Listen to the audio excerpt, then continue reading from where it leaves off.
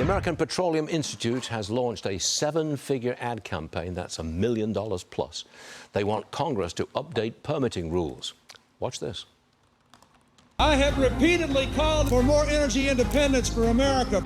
I urge Congress to pass legislation that makes America more secure and less dependent on foreign energy.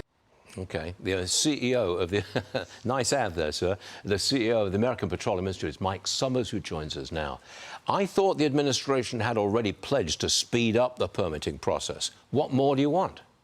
President Trump has done everything he can do to speed up the permitting process in this country. In fact, if you look at the five-point policy roadmap that API put out last June to secure American energy dominance, the president has delivered on 4 of those 5 big items and done everything that he could do on the 5th big item, permitting reform.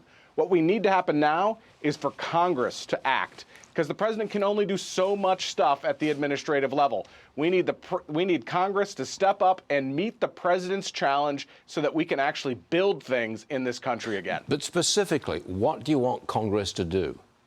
There are a couple of big things they can do. One, they can put a shot clock in place on federal agencies to say that they only have a certain amount of time to approve these permits. It shouldn't take 5-6 years to get through the permitting process in this country. 2, they can also reform the judicial process to ensure that once you get through the permitting process, it shouldn't be subject to endless judicial reviews in federal and state courts. So there are 2 big things that they can do. Fortunately, Congress is actually acting this week in the House Natural Resources Committee. The chairman of that committee, Bruce Westerman, and a Democrat from Maine, Jared Golden, actually have a bill that fulfills 5 of the big things that API is advocating to get done. But then it has to go to the full House and to the United States Senate. So there's a lot of work to do, but we can fulfill the president's promise of energy dominance if we get this big thing done. But it sounds like you've got some degree of bipartisan support for this.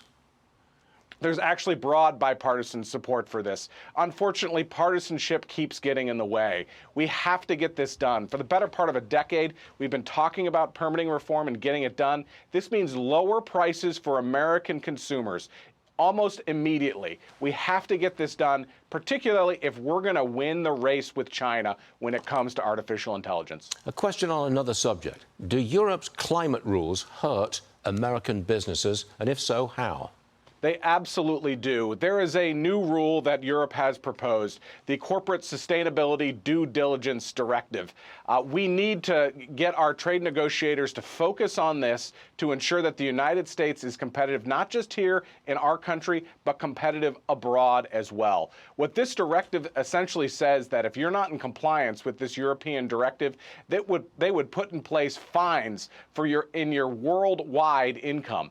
If this is not addressed in the negotiations with Europe right now, you're going to see European-style regulation in the United States. None of us want that. We see what's happened to their energy infrastructure. Why in the world would we want to export that to the United States? So I would encourage the Trump trade negotiators, who are doing a fantastic job in negotiating energy agreements all over the world, to also focus on a terrible regulatory regime that is taking over Europe as well. Last one, sir. The administration seems to be killing off the wind industry. Does a guy from the oil and gas industry approve of that? Well, unfortunately, all administrations have decided that they're going to take on different kinds of energy sources. I recall that the Keystone XL pipeline, for example, was cut off by the Biden administration right at the beginning, even though it had gone through every different permitting process. We have to stop this. On a bipartisan basis, we have to say that we're going to have permits that are durable. And once you get through that permit process, they can't be canceled. So we're focused on making sure that we can have durable permitting reform so that all energy sources can flourish. You neatly move that back to oil and gas and permitting away from wind. Well done, sir. Well done. Well done. Mike Sommers, thanks for being with us this morning. I'll see you again soon. Thank you.